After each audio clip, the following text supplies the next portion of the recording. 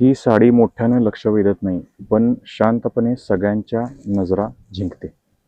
Linen कटवर्कमध्ये आमच्याकडे एक नवीन design आलेली आहे. स्क्रीनशॉट घेऊन नक्की कळवा आम्हाला आवडल्यास.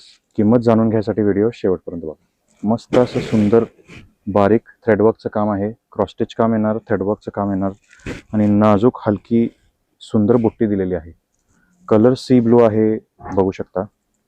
साडी फुल लेंथ येणार, लांबी रुंदी फुल गॅरंटी.